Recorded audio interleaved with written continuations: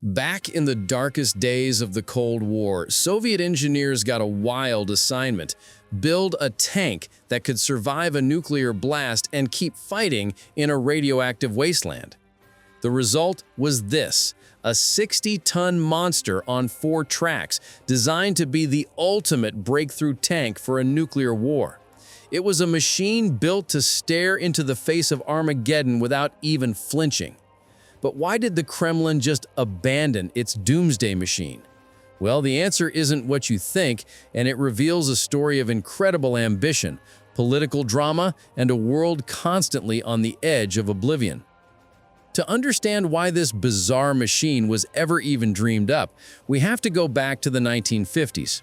The atomic age was in full swing, and the terrifying power of the H-bomb was rewriting military strategy.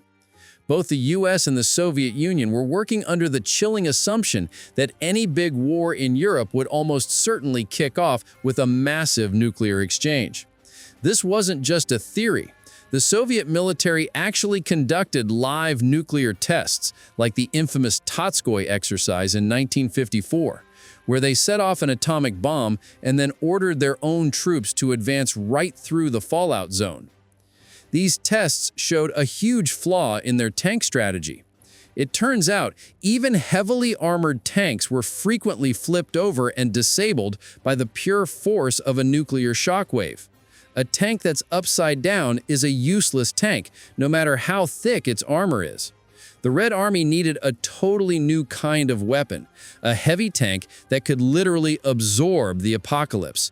It had to be a spearhead, something from the Supreme Command Reserve that could punch through a NATO front line that had just been vaporized and just keep on going.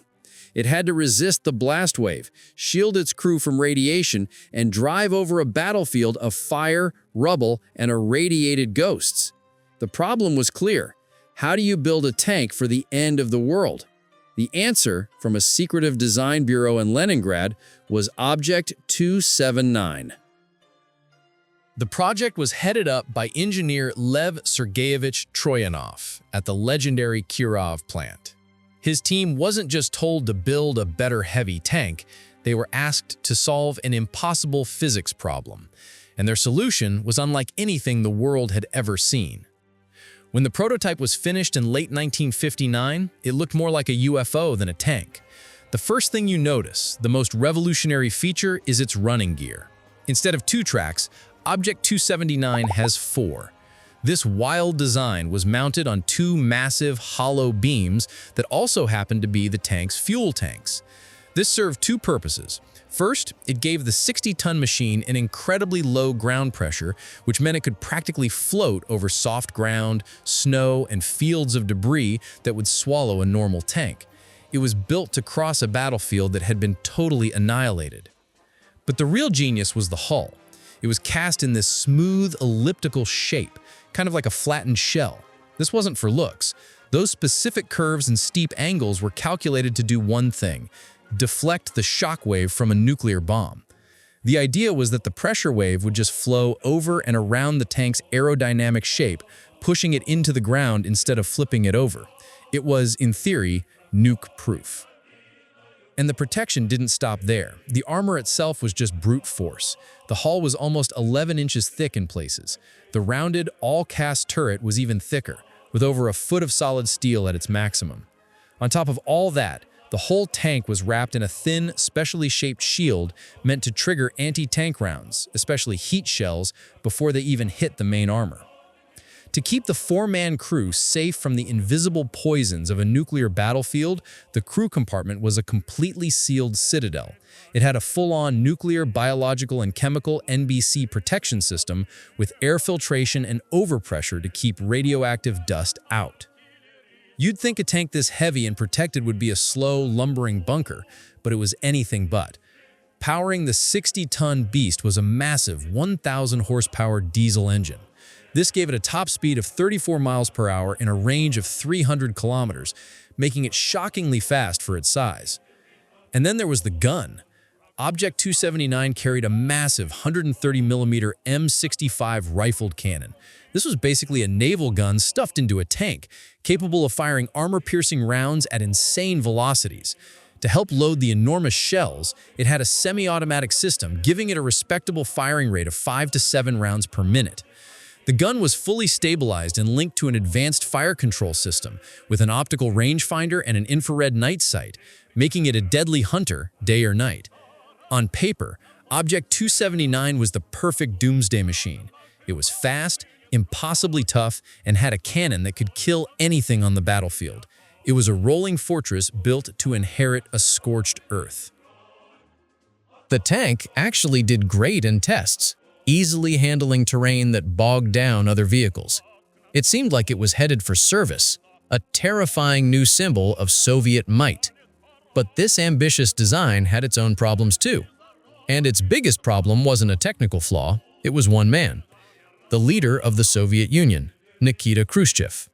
By the late 1950s, Khrushchev was pushing the Soviet military in a radical new direction.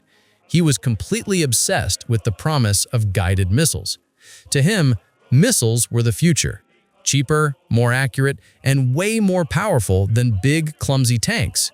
He imagined a new army full of missile-armed tanks like the IT-1, which could wipe out enemies from miles away. In this new vision, massive, expensive heavy tanks were just dinosaurs. They were relics. The final nail in the coffin came on July 22, 1960. During a demo of new military hardware, Khrushchev, unimpressed by what he saw as old-school thinking, put his foot down.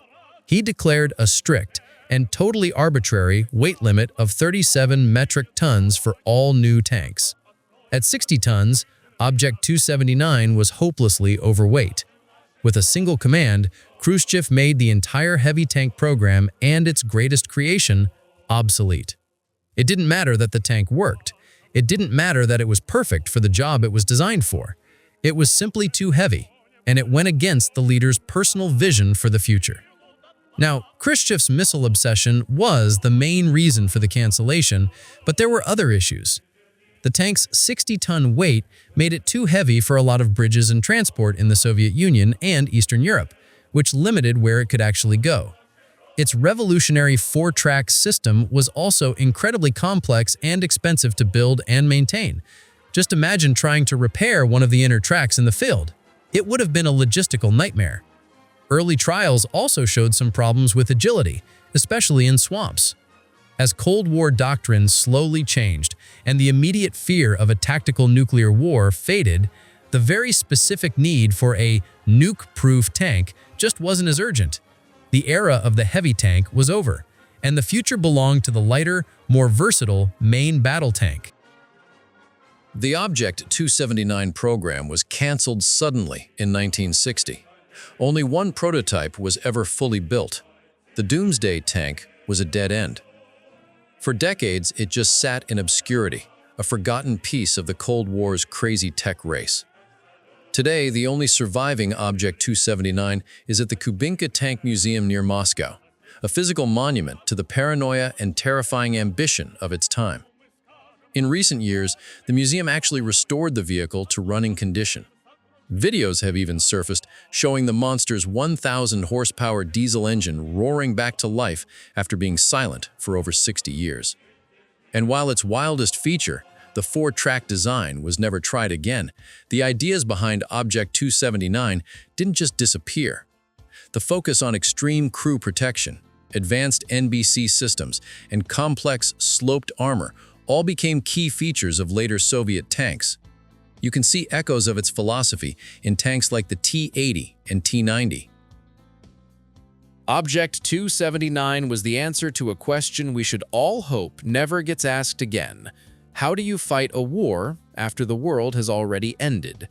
It was a machine of incredible ingenuity and brutal purpose, born from the deepest fears of the 20th century. In the end, it wasn't defeated by an enemy weapon, but by a shift in politics and the whim of a powerful leader. And yet, it remains one of the most fascinating and intimidating armored vehicles ever built. A 60-ton ghost of a nuclear war that, thankfully, never came.